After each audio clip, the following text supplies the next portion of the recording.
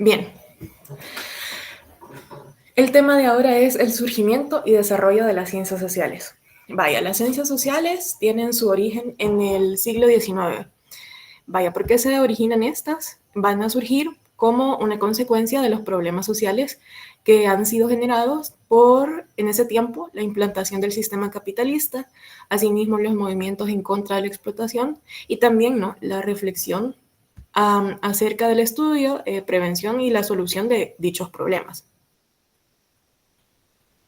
Las ciencias sociales, pues, es un dato importante, ¿no?, que están constituidas por un conjunto de disciplinas que tienen en común el estudio de la sociedad humana.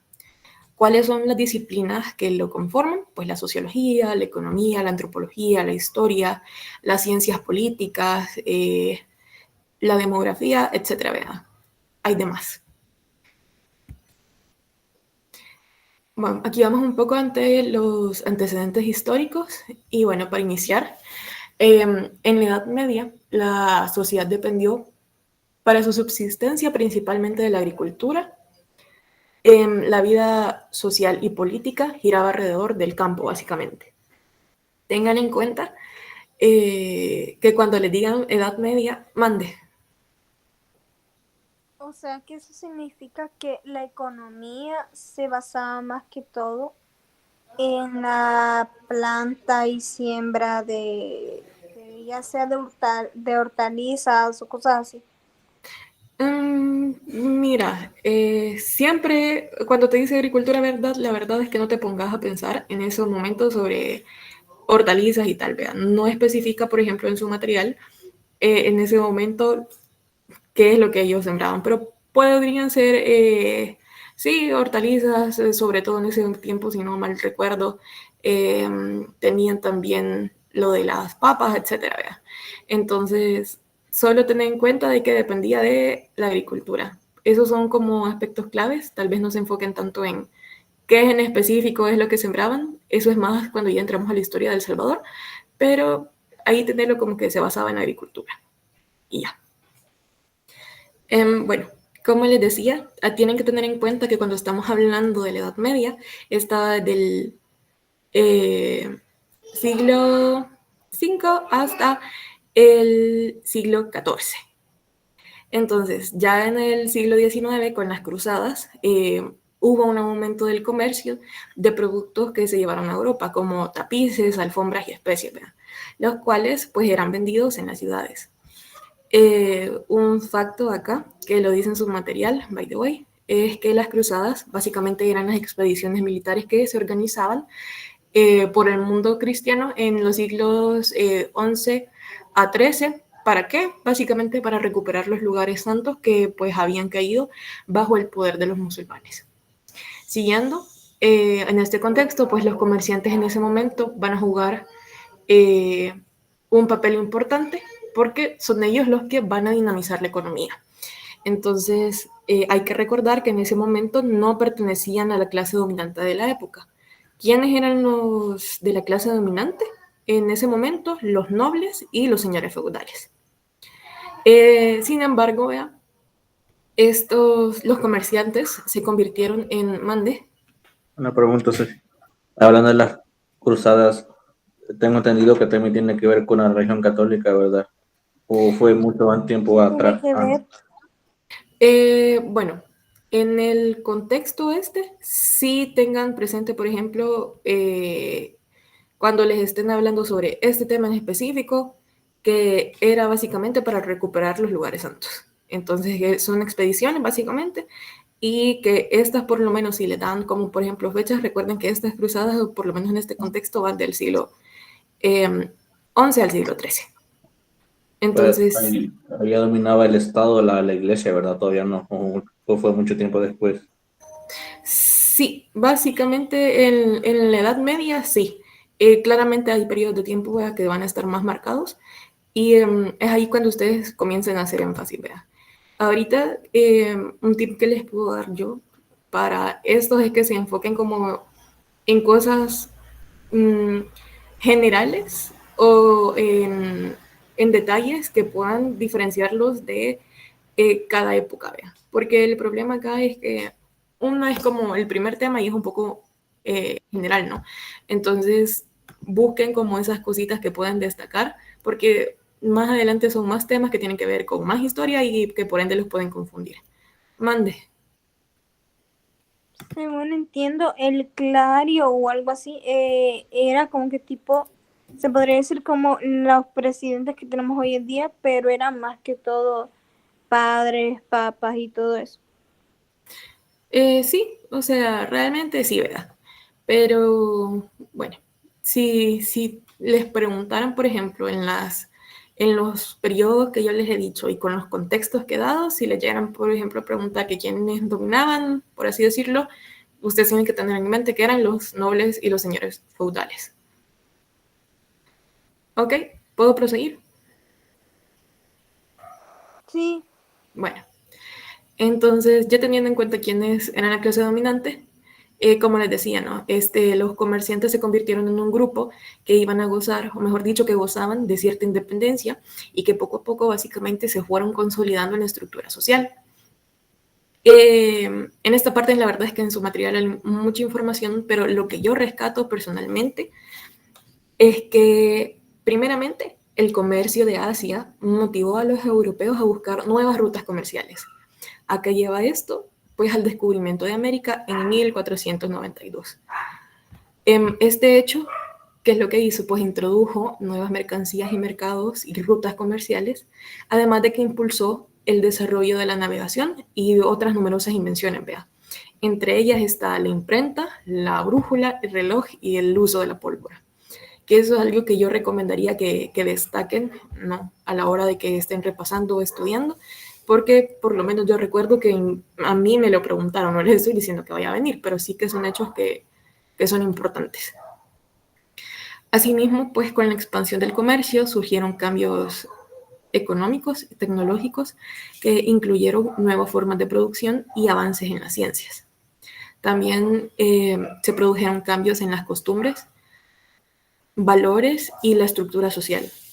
¿Qué es lo que el resultado de esto que dio lugar a nuevos grupos sociales y a nuevas formas de explicar la realidad, ¿no?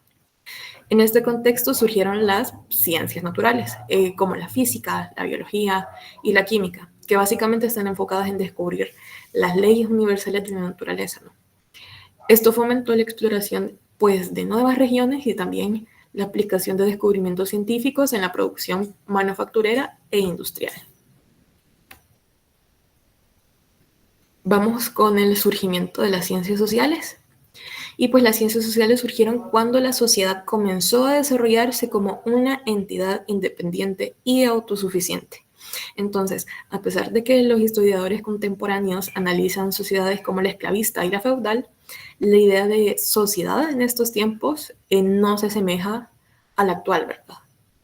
En la antigua Grecia y Roma, pues la sociedad estaba limitada a ciertos ciudadanos, excluyendo a los esclavos, ¿verdad? Que eran considerados propiedad. Durante el feudalismo, pues la sociedad se organizaba en corporaciones de comerciantes y artesanos, sin una verdadera noción de sociedad civil como la que existe hoy, ¿no? La evolución de la sociedad moderna está pues ligada al desarrollo del Estado moderno, pues donde la sociedad se organiza políticamente y jurídicamente. Entonces la separación de sociedad y Estado es lo que permite que la sociedad prospere. Una idea respaldada por un economista clásico como Adam Smith y David Ricardo. ¿Quiénes son ellos? Pues son los economistas, ¿verdad? Son economistas clásicos. También fueron los primeros en demostrar que la vida en la sociedad se organizaba naturalmente a través de la división del trabajo, sin necesidad de una intervención estatal. ¿Qué es lo que, con este enunciado, qué es lo que pasa? Que pues esta idea demostró que muchos aspectos de la vida social son independientes del Estado y que no se regulan por sus leyes. Fue en el siglo XVIII y XIX cuando la sociedad comenzó a verse como una entidad tangible y autónoma, ¿no? Que era capaz de desarrollarse por sí misma.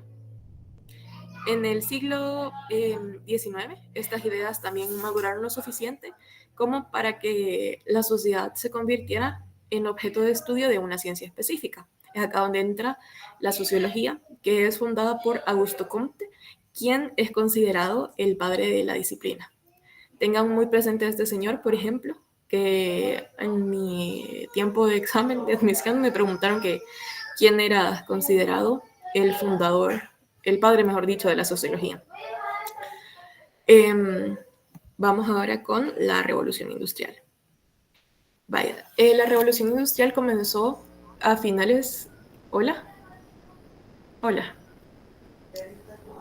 ¿Sí? ¿Cómo dijo que se llamaba el padre de la... Augusto Comte. Lo vamos a ver más adelante, si no me equivoco. Bueno, volviendo, pues la Revolución Industrial, comenzó en Inglaterra a finales del siglo XVIII. ¿Y por qué está impulsada? Pues por las condiciones tanto políticas, sociales y económicas favorables, así como por avances técnicos y pues también influye, ¿no? En este caso, una posición geoestratégica que permite el control del comercio a gran escala. Este periodo pues introdujo un nuevo modelo de división del trabajo que incrementó la producción en cantidad y calidad con el desarrollo de la ciencia médica, la agricultura moderna y la industria. La sociedad europea ganó la confianza en los cambios tecnológicos, destacando las obras de ingeniería como la Torre Eiffel y el Canal de Suez, además de avances en comunicaciones y transporte como el telégrafo y el ferrocarril. Ojo con esos datos también, ¿no? Que suelen ser relevantes. Bueno, sin embargo, el proceso también trajo nuevos conflictos sociales, ¿como cuáles? Pues la urbanización masiva, pues llevó a condiciones insalubres en las ciudades. También, mande. Según entiendo, al llegar la revolución industrial, se empezó como tipo a explotar al trabajador y a darle como que salarios mínimos o salarios injustos y que los hacían trabajar en condiciones inhumanas, donde vinieron más tarde los derechos del trabajador. Exacto, así es. Pero Es como decir que los hacen trabajar más y con un salario bien poco. Vaya, sí, realmente en esa época lo que pasaba, ¿no? Es que básicamente eran explotados, ¿no? Es por eso que más adelante luego entran las regulaciones, por así decirlo, pero eso también ha sido un tema por lo largo del tiempo, ¿no? Porque aunque en ese tiempo en teoría pues se reguló y comenzaron como a más tratados y como algunas leyes ahí para pues regular esto, pues siempre siguieron existiendo algunos problemas. Sin embargo, sí, en ese momento básicamente no hubo de cierta forma un levantamiento por parte de los trabajadores, por así decirlo, en el cual pues ellos impulsaron de cierta manera eso, ¿no? Pero volviendo, obviamente con los problemas que trajo eso, es que las largas jornadas laborales, los bajos salarios y la explotación infantil sin derechos laborales también, ni seguridad, básicamente lo que les estaba comentando es que provocó que los trabajadores se organizaran en sindicatos. ¿Para qué? Para luchar por mejores condiciones laborales, ¿no? También esto incluye los salarios justos, la igualdad de remuneración y la reducción de la jornada laboral. Y pues ante este panorama de casos y desorganización social es que surgieron pensadores que propusieran aplicar la metodología científica de las ciencias naturales para entender, percibir y de esta manera mejorar la sociedad, dando origen a las ciencias sociales. Acá vamos a tener a pioneros de las ciencias sociales.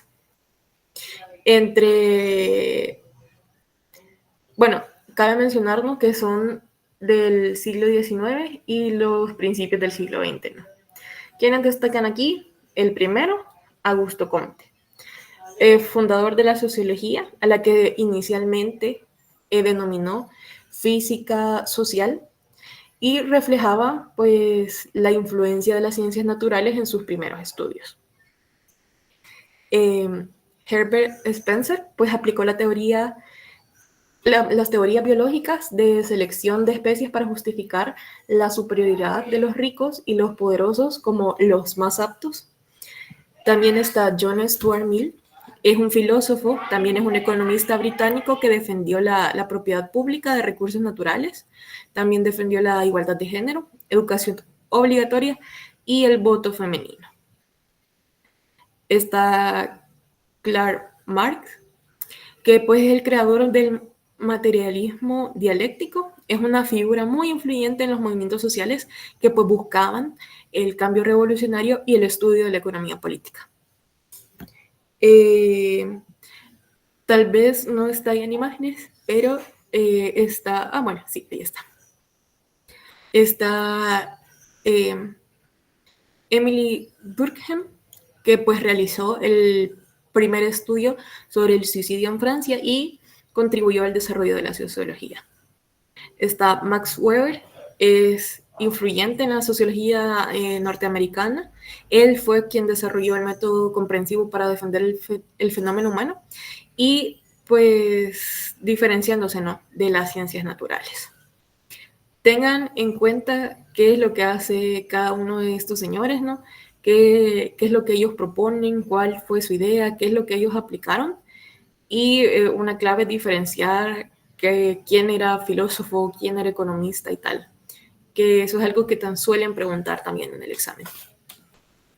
En el siglo XX, la teoría social del siglo XIX influyó en el desarrollo de las ciencias sociales, especialmente en la sociología norteamericana. ¿Por qué? Porque pues, el enfoque funcionalista, heredero de Comte y Durkheim, fue destacado por Talcott Parsons, quien consideraba que la sociedad es un organismo con partes interdependientes.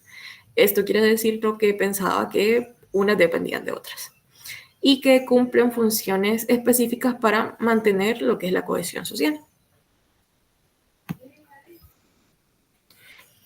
Ahora vamos con las principales figuras de las ciencias sociales del siglo XIX. Ya mencioné algunos, pero están Auguste Comte, otra vez Max Weber, Emile Durkheim y Karl Marx. Obviamente hubo otro personaje importante y relevante, que es el señor Robert King Merton, y fue un sociólogo norteamericano que destacaba por sus aportaciones al funcionalismo. También introdujo el concepto de disfunción, que pues hacía referencia a los elementos que dificultaban el ajuste o la adaptación de un sistema social. Merton pues también diferenciaba entre funciones manifiestas, que son inmediatas, y también deseada por la sociedad, y funciones latentes que son no comprendidas ni deseadas. Uy, no pasa la diapo. Okay. Bueno, ahí quedó. Entre las figuras destacadas de las ciencias sociales del siglo XX, miren, no sé por qué no pasa esta diapo. Pero bien, está Robert Merton, ¿no?, Talcott Parsons y el señor, miren, ese nombre no lo sé pronunciar, pero es este señor de acá. Y el último, es un sociólogo y un filósofo alemán. Y es un destacado representante de la escuela de Frankfurt, conocido por su teoría sobre la racionalidad, que básicamente se centraba en la capacidad de pensar de manera lógica y analítica. Y pues, finalmente, la institucionalización de las ciencias sociales ocurrió en universidades de países desarrollados como Inglaterra, Francia, Alemania y Estados Unidos. Mande.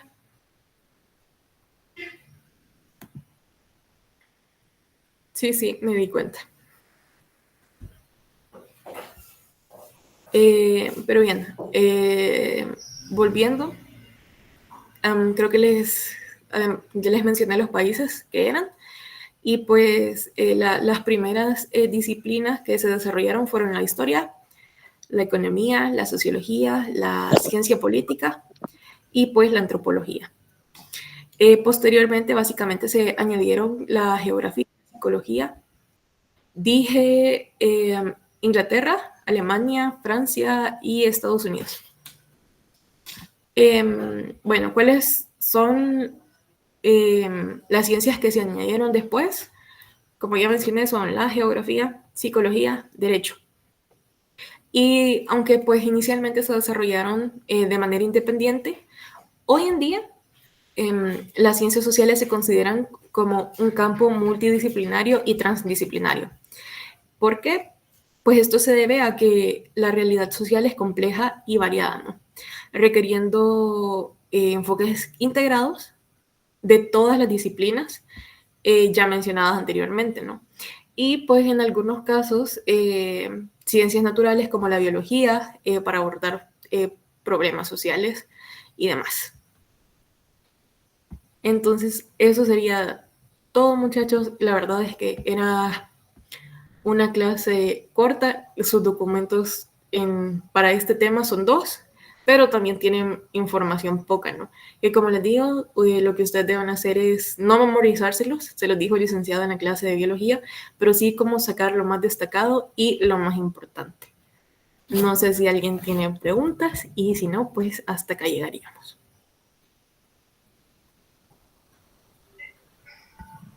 Los No, está horarios de todo las siguientes claro. clases